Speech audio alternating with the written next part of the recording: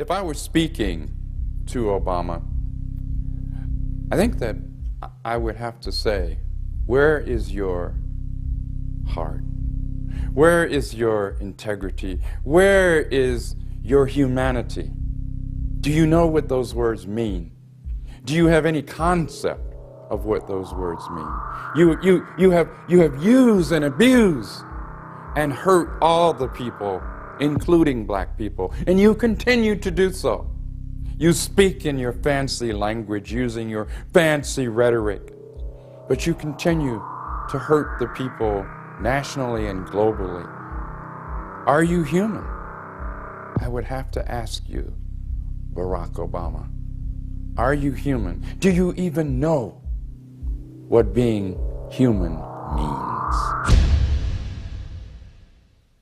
It's important to understand, for those of you who have not seen the Obama Deception, the first particular film, please check it out. Let's understand that the Obama Deception is much, much deeper than being merely an Obama deception. In fact, what it is a continuation of the same old agenda, the same old disempowering, manipulating, and controlling agenda. Now, why was it important? Why was it important that Mr. Hope and Change, Mr. Barack Obama, now known as Drone Man in the year 2013, Obama, why was it important that the power elite push him to be top dog, as it were, you know, or maybe we should actually say top murderer. But anyway, why was it important? Well, it was important because they used this. Pigmentation. Oh, he's black. He's black. He's got to be okay. Excuse me? Think about that.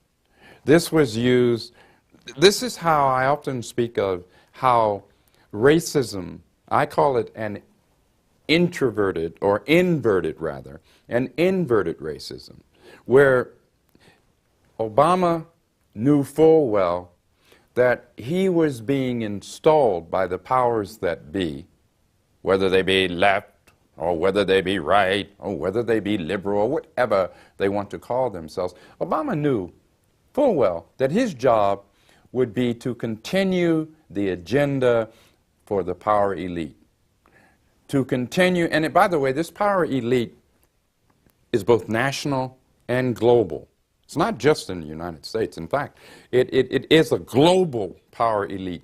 It is an elite that I use the term a lot, blood sucks. They're blood suckers. You ever think about vampire? Every time I decide to kick back and watch an old movie from the 50s or 60s, and I watch Bela Lugosi come out and play the vampire, I can't help but think of this system. Because they're sucking the blood economically, politically, socially, culturally. They're sucking our blood in that sense. Obama serves as, at this point in time, the number one bloodsucker, or at least in terms of his usefulness, and I put the word usefulness in quotation marks, because he certainly is not useful for everyday black, white, brown, red, and yellow people. He is the antithesis, if you will, the antithesis of the needs, wants, and desires of the people. So let's remember that that deception is a continuation of the deception that started eons ago. But Obama was the right person, in quotation marks, at the right time to continue to dupe the people. That's why you had Republicans coming out, oh yes, Obama, Democrats, oh yes, Obama. Hey folks, whenever you see that, you better stop and think. You better stop and think. Because both of them, Democrats and Republicans, their so-called leadership, and I call it their misleadership, feed from the same corporate, national, and global trough. So the Obama deception is a deception against all of the people. nationally and globally. And I want you to keep that in mind. It's important that we keep that in mind. It's a national and global deception. The wars, the perpetual wars that we have, the perpetual corporate hegemony, and all I mean by corporate hegemony is domination. Why is that? Did it happen by osmosis? No, it happened by design. This is going on by design. All right? We have to understand that. It's not that complicated. Actually, it's very simple. You know, they say that the best tricks are the old tricks, and the old tricks are the best tricks. You know why? Because they work. But the old tricks stop working once people wake up, because you can't fool all the people all the time. And more people are waking up to this deception. And it is a despicable deception. All of us have been deceived, regardless as to what ideology we may think we adhere to. We have all been deceived. We have allowed ourselves to be deceived. And this just goes on and on and on in a circle. It's cyclical. But what we have to do, break out of the box, break that cycle. We can do that. We've got to do that. You know, somebody once said that every generation needs a new revolution. No, that wasn't Malcolm X. That was Thomas Jefferson. And he was absolutely correct. It's important to understand that what we, and when I say we, I'm talking about we, everyday people of humanity, everyday ordinary people, are dealing with, is we're dealing with creatures, dare say I human creatures, who really lack, as in L-A-C-K, they lack the human qualities that all of us should have. In other words, no empathy.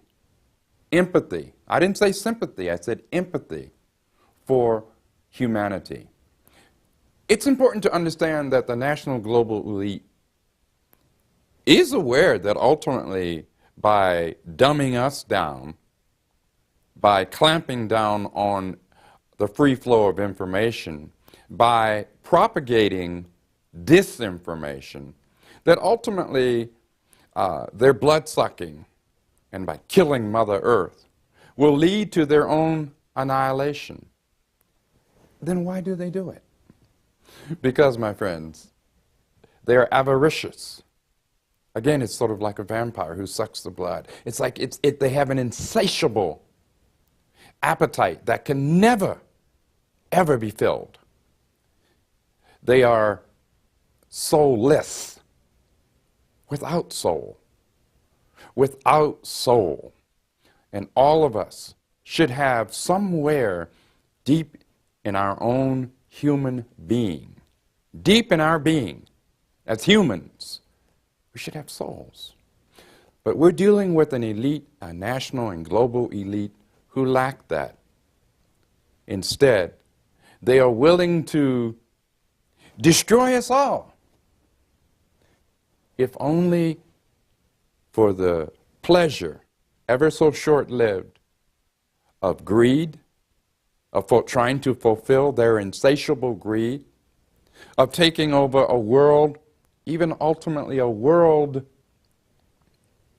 that if we allow them to do it, will ultimately be destroyed by them. So it's our obligation to recognize and to understand that literally, quite literally, everything is at stake. These folks, though they may smile, just as Obama smiles, he smiles, but when I look at his smile, I see only death. I see only drone missiles. I see only lies and deceit. But it's not just Obama. It's all that he represents. Perhaps one of the most insidious and sadistic things about the continuation of this agenda to control, to manipulate, to bloodsuck people all over the world, including in this nation, on the part of Barack Obama and his minions, is the fact that this is well thought out.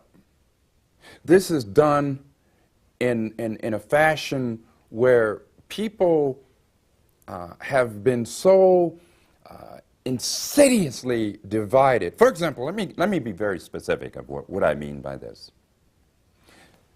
If George W. Bush had engaged in anywhere near the horrible atrocities he carried out, anywhere near those kinds of atrocities, and don't get me wrong, I'm certainly no supporter of George W. Bush, but let's be real, let's be honest.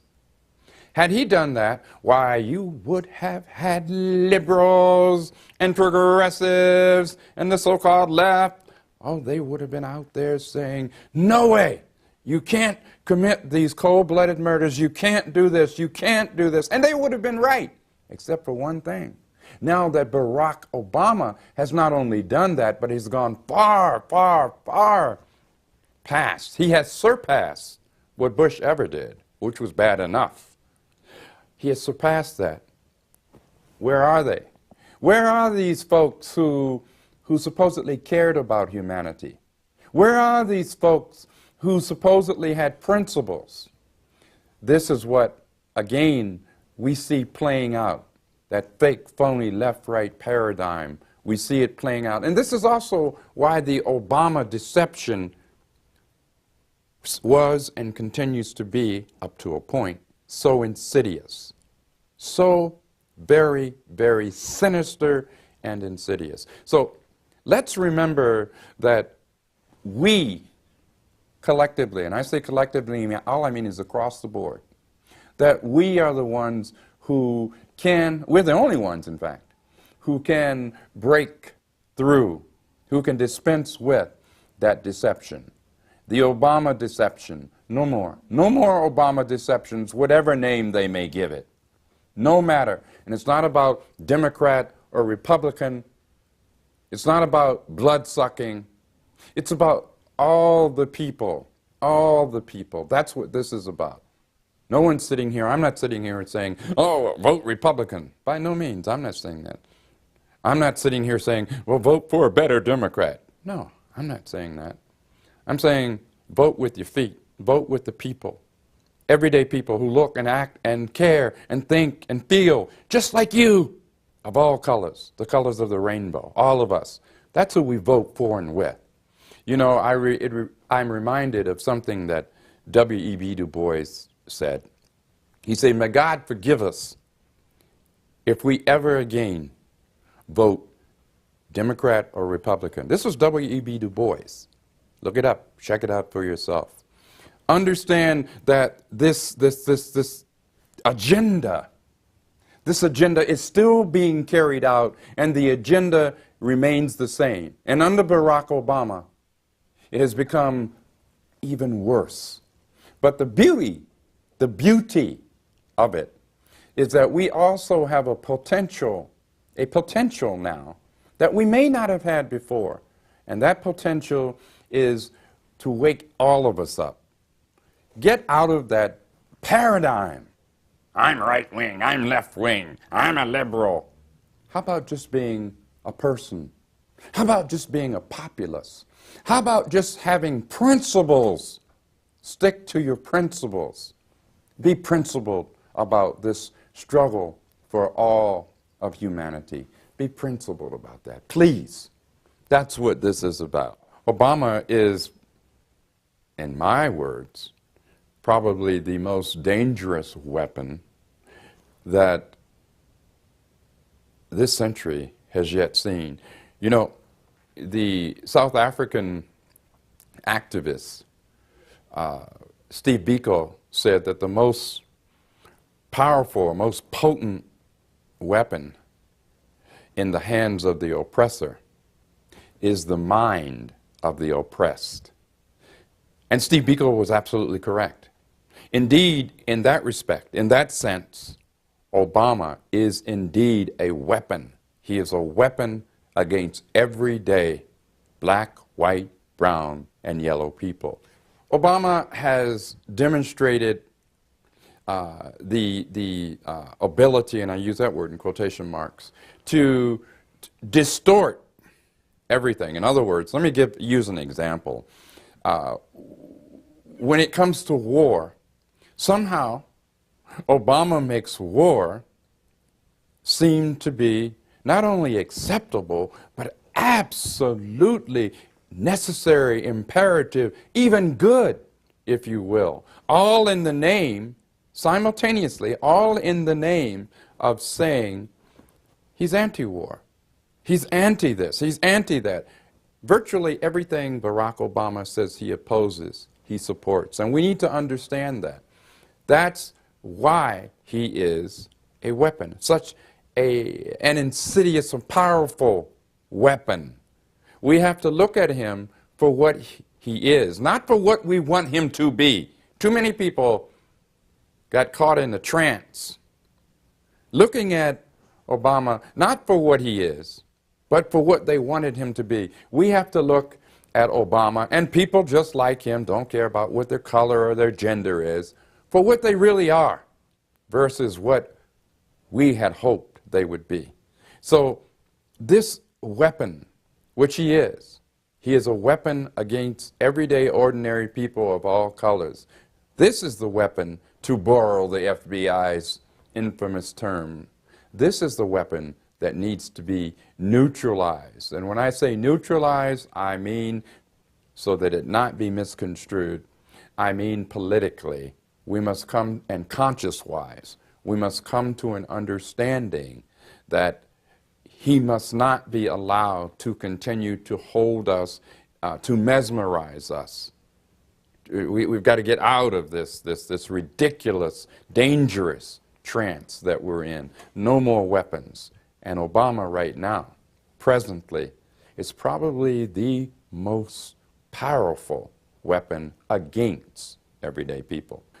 You know, when I think back to, for example, John F. Kennedy, JFK, and I'm certainly not romanticizing the Kennedys, period, be it John F. K. or Robert Kennedy. However, I will say this. There were certain fundamental things that JFK did attempt to do that did have a fundamental effect of helping, assisting the poor in this country, the poor of all colors, all colors. Also, there were fundamental things that Kennedy, in this respect, did. For example, where the CIA wanted Kennedy to go in and, quote, smash Cuba, despite international law, despite all kinds of things, Kennedy said no. Now, again, I want to emphasize, I am not romanticizing Kennedy. But when we compare, for example, this president, this former president, with this current president, one has to ask, have we moved forward or have we moved backwards? Clearly, we have moved backwards, and we're moving rapidly backwards, and we will continue to move backwards until we break free of this Obama trance. Right now, Obama is the best they have, and we have to reject that. When I say the best, I don't mean in a good or positive sense. I mean he is the most effective weapon that they have, the power elite, the globalists, against the people of this nation and the world. Once we deal with him, it becomes far less difficult. It will be difficult, but far less difficult to deal with their next tricks, because they always have tricks. But our trick is not a trick. What we have is each other, and it's way more of us than of them. What about Africa? What about what Barack Obama has done and is doing in Africa? The mother of civilization, all civilization. What about Africa? What's happening? Well, you know, in the first film, The Obama Deception, it was predicted, and rightly so, it has been proven to be correct, that Obama and his minions would be attacking Africa would be developing war plans and carrying out those war plans. Did that happen? Did it actually happen? It most certainly did. Think back with me for just a few moments. Think back to Libya. Libya on the African continent. Think back to how this sovereign nation was bombed to smithereens. By whom? George W. Bush? No. Barack Obama. Think about it. Think about the fact that not only in Libya, in North Africa, but also in Somalia, drones are being used to indiscriminately bomb. And there's no such thing, by the way, as a smart missile or a smart bomb. Only dummies think that there are smart missiles and smart bombs and smart drones.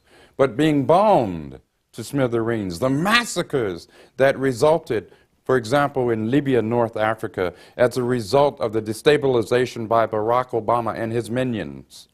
The horrible human disaster where we're talking 40 to 50 to 100,000 people being massacred. Do you think for an instant Obama didn't know that this is what would occur? Of course he knew. The whole thing was meant to destabilize Africa, okay, whether it was Libya, North Africa, Somalia, East Africa, whether it was Syria. Think about what's happening in Syria today. Syria being very, very, very close to the African continent. By close, I'm speaking in geographical terms. Think about these things. AFRICOM. Have you heard of AFRICOM? AFRICOM, the militarization by the Obama regime of the African continent. The militarization for the purpose of using African armies to kill each other, acting as proxies for the power elite of the U.S. In this case, acting as proxies, if you will, for Barack Obama. Now, there were those back in 2008, 2009, when we predicted that these things, or it was predicted that these things would take place, who said, oh, no, not Obama. Not Obama, you don't understand. He's black. Think about it. Think about the bloodshed. Think about the destabilization of the mother continent. Think about it. And she's our mother, just like this planet is our Mother Earth. Think about what has been done. That was a crass and continues to be a crass deception. Remember, if you haven't looked up AFRICOM, look it up. Google it. AFRICOM, AFRICOM. The proxy for the United States to continue to militarize the African continent. To militarize it so that Africans are killing Africans. So you keep the continent divided. You keep the people manipulated and controlled. There are pogroms that are going on. Pogroms, that's right, P-O-G-R-O-M-S, going on right now throughout various parts of Africa. Thanks to whom? Barack Obama, his regime.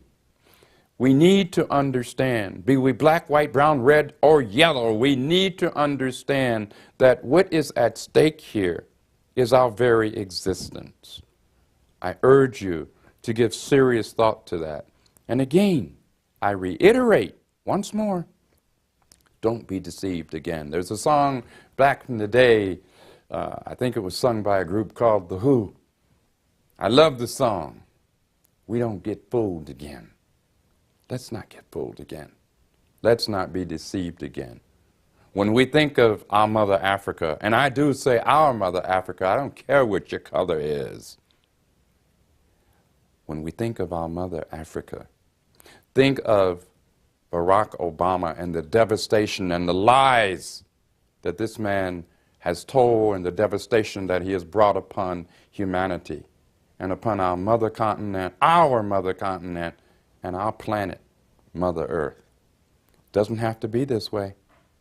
Don't have to be deceived again. And as the song from back in the day said, we won't get fooled again. You know, the question comes to mind, Well, how can we avoid being deceived again? What's to stop us from succumbing to another deception? Let's go back to that word. I'll go to the word principles. If we have principles, if we stick to our principles, however challenging that may be, and sometimes it will be challenging, but if we stick to those principles, we can avoid being sucked down the toilet. We can avoid being once again duped. Let's maintain our principles. Let's be honorable with each other, however difficult and challenging it may be. Because in the final analysis, that's how we will avoid yet another deception. You know, one of the things that I feel extremely honored, delighted, happy to have experienced in my life was I had the opportunity to see and meet Brother Malcolm X, El Hajj Malik El-Shabazz. This was back in the day, as I would say, way back in the day. This was actually around 1961. I was a youngster, about 11 or 12 years old, and I had the opportunity to be taken to Morgan State College in Baltimore, Maryland, now Morgan State University. And my cousin, who was at the time a student at that particular institution, was among the students who brought Brother Malcolm in to speak. I was there, as I said, and saw Brother Malcolm, had the chance to listen to him, speak with him. And the thing that really touches me to this very day about that conversation was Malcolm's for realness. One of the reasons that I admire Malcolm so much, and this is not about the cult of the personality, this is just about human being to human being. One of the reasons I admire Brother Malcolm is because he evolved. When Malcolm came to realize that he was mistaken about something, he was human enough to say, I was mistaken about that. I'm using the example of how Malcolm grew from being a mere cultural black nationalist to an internationalist, to someone who believed in the need for humanity to come together as a whole. And what I remember when I saw Malcolm was his humanity. Malcolm had a smile that would blow your mind, as we used to say back in the day. He could walk into a room and you could be engaged in an intense conversation, and Malcolm would smile and you would just be engulfed by his humanity, as was I. Being as young as I was, I read a lot. I was an avid reader. My parents were both school teachers, poor, but school teachers, so they believed strongly in reading, in studying, in debating, etc. Anyway, at that young age, I could sense that Malcolm was first and foremost a human, and he spoke not down to me, but he spoke with me. And to this very day, decades later, many decades later, I think that's what I think of when I think of Brother Malcolm. A man of great humanity, a man of wit, of intellect, but most of all, a human who evolved constantly.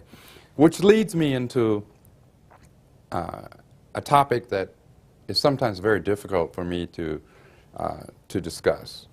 And that is COINTELPRO, COINTELPRO, the counterintelligence program. The counterintelligence program, of course, being a program that was set up, begun actually back in the 50s. It was intensified in the 60s and 70s and continued. And I would submit to you that COINTELPRO continues today. Now, what was COINTELPRO? COINTELPRO was a program that was set up by the federal government throughout this nation, not just one part, but throughout the United States, to, quote, to frame, to discredit, to neutralize, to imprison, and in many, many cases, to murder political activists across the board. Not only black political activists, but black, white, brown, red, yellow. People in this country, citizens of this country, who dared to challenge, to question, to oppose the narrative, the propaganda, if you will, of the U.S. government. Now, this is the year 2013. Does COINTELPRO still exist?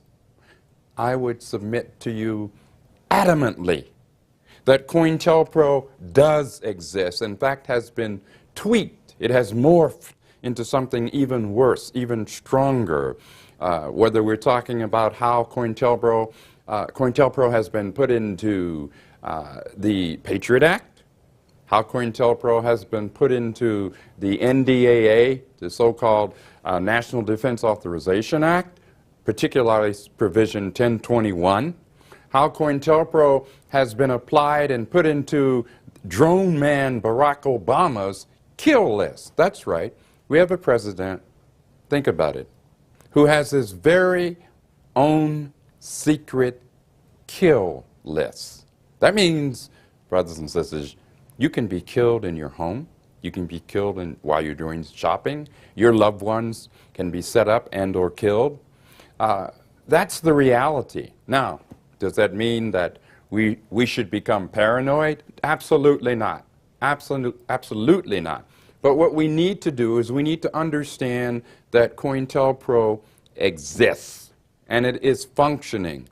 And in fact, in the year 2013, this year, with Barack Obama, whom I call the drone missile man or the drone man, the kill list man, it is worse now than ever before on every level. And it affects all of us, not just black folk, white folk, brown folk, all of us, black, white, brown, red, yellow, across the board. The only way that we can effectively resist COINTELPRO is to, one, be aware of it. If we're going to put out a fire, we have to be aware that the fire is engulfing our home, that the fire is raging. So before we can address that and put that fire out, we have to first be aware of it. It's the same with the counterintelligence program. We are told that we have a constitution in this country. Well, what we have in this country in this year of 2013 is we have a piece of paper that has, in very large part, been made null and void by both Democrats and Republicans, and definitely, most definitely, by the current Chief Executive and Commander-in-Chief of the United States Armed Forces, none other than Mr. Barack Obama. So if one has a Constitution, it is irrelevant if it is not applied. What good is that? What good is there to have a Constitution if that Constitution is not a living Constitution? It's not really applied. Freedom of speech, freedom of to organize, freedom to be able to have dissenting views. These things are incredibly important. These are the very kinds of things that COINTELPRO seeks to, in the words of the FBI, neutralize, to destroy. So I think it's incumbent upon all of us throughout the United States and indeed throughout the world, but I'm primarily referring to people in this nation, it's incumbent upon us to understand the danger that we are in, the peril. We must first recognize our peril in order to do something about it. And we can do something about it. We can do something about it. We must do this collectively. It's time to get past that phony, fake, farce, left-right paradigm. That's how they keep us united or disunited, because they don't want us to be united. That's how they keep us disunited. They keep us in disarray. They keep us divided. They keep us in fear of each other. It's like a ping pong ball in a ping pong game. We're the ping pong ball. Back and forth, back and forth, back and forth. Only, brothers and sisters, we're the ball. We're the ones who are going back and forth. And this corporate stream media, ABC, CBS, PBS, Fox News, the corporate stream media, all of them are about putting forth a narrative that is meant to keep us divided, controlled, manipulated, in fear of each other, and this is what we have to do something about. And only we, from the bottom up, not from the top down, not from the top down, from the bottom up. We have to recognize, I look at it like a pyramid. The pyramid has a huge, huge base at its bottom. The top, the point, is quite small. It's what I call the power elite, the national and global power elite, who control our lives. Not only do they control our lives in a physical sense, but first and foremost, they control our lives psychologically. Make sure we think a certain way, if you, indeed you can call it thinking, because they really don't want us to critically think. They want us to be numb. They want us to act, as I say, like robotrons, without even realizing that we're acting like robotrons, robots, okay? But again, I go back to the power of the people. Back in the day, in the original Black Panther Party, not to be confused with the so-called new Black Panther Party. In the original Black Panther Party, formed in October of 1966, the party said then, and I still say now, all power to the people. What did we mean by that? We meant that ultimately all power rests with each of us. But the only way we're going to be effective is to reach out to each other. Whether we agree or disagree, we'd sure as heck better come to the recognition, or come to a recognition, that without each other we are powerless. But with each other we are strong. So, having said those things, I want to emphasize that COINTELPRO does continue today. The counterintelligence program did not go away. We have to ask ourselves, what would Brother Malcolm X have to say? What would Malcolm say about Obama's drones in Somalia, Pakistan, Bahrain, Afghanistan, so forth and so on? What would Brother Malcolm say? What would Brother Malcolm say about Obama's signing of the NDAA with special emphasis on the provision section or provision 1021? What would Brother Malcolm say? What would Brother Malcolm say about Obama's secret kill list, murder list, M for murder?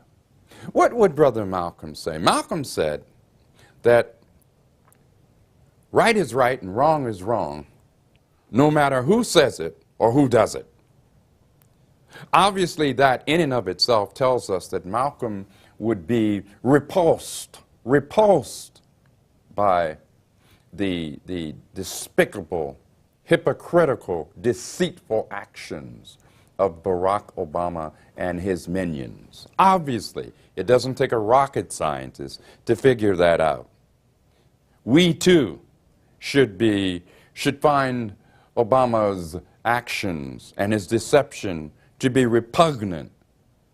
We should not allow his deceit to trick us anymore.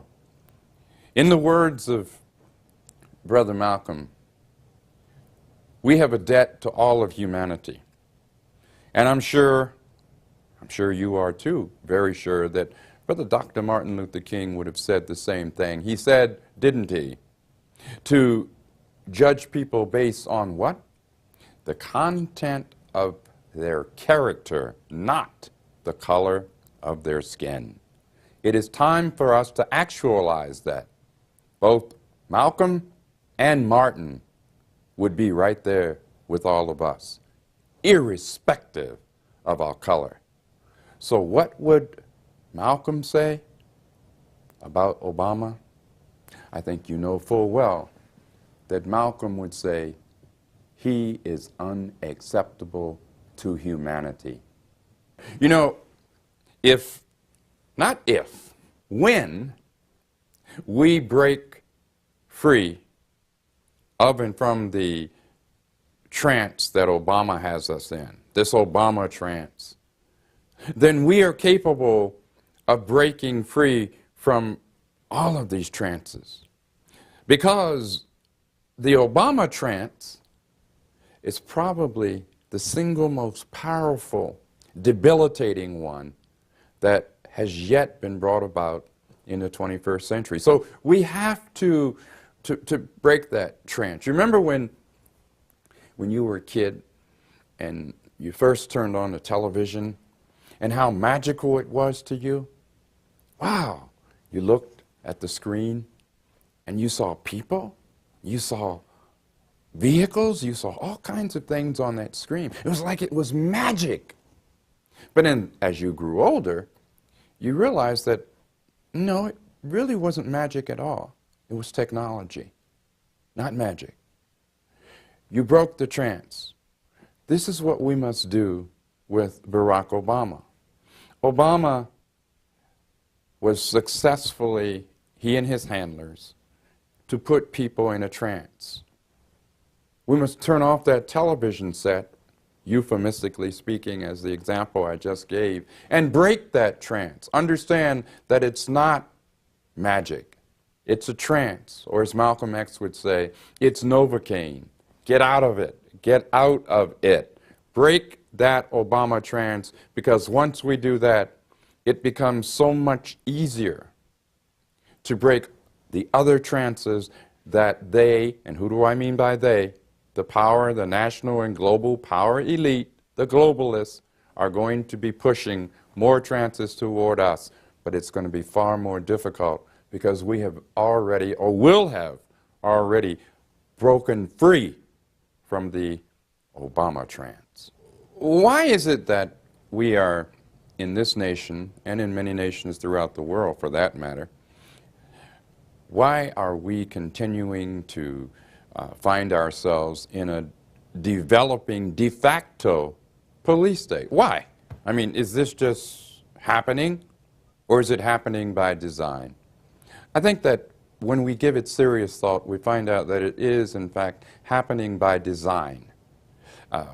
The globalists, those who want to control humanity, have an agenda, and that agenda is to do what? That agenda is to squeeze us in every conceivable manner, politically, economically, socially, culturally, spiritually even, to squeeze us. That is the global agenda. Now, this is why we see, and there's a positive side, and the positive side is this.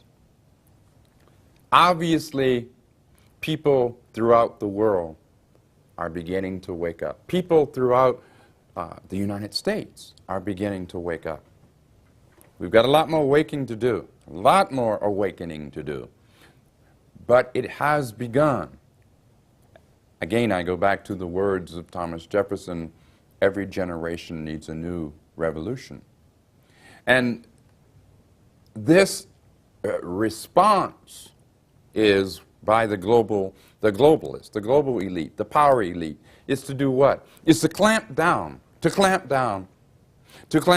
on people's civil rights, human rights. I like the word human rights because we're all first and foremost human. And that's the emphasis. That's where the emphasis, I think, really should be, on human rights. But it is showing they, who am I talking about? The global elite, the power elite, nationally and globally, are reacting to people awakening. Sometimes, you know, they say that, I'm trying to remember exactly what the saying was, but it goes something like a silver lining on the dark cloud. The silver lining in this case is that people are reaching a point, not only are they saying, I'm beginning to see, I'm beginning to understand, but we're reaching a point where we're saying no more, no more. And that's a positive. The beauty is, as we said back in the day, the beauty is the power. It's people power. It's all of us together. Not us divided, separated, killing each other, in fear of each other. Let's understand who the real terrorists are. The real terrorists, really, are the global elite. Those who want to keep us in fear, keep us divided. But remember, with all their chicanery, with all of their machinations, with all of their deceit, what it shows is that people all of us are truly beginning to awaken. So let us be positive, almost joyful. Let us be positive about the fact that we are beginning to awaken. Let us be determined to continue to learn from each other. In the columns that I write in Black Commentator and in Intrepid Report, I always ended by saying, each one, reach one. Each one, teach one. Onward then, my sisters and brothers, onward. So let's keep on reaching out, teaching. That's the only way that we will not be deceived again. There's a lot to be happy about, but we haven't gotten to that point yet where we can say we won't get fooled again. We got to get to that point.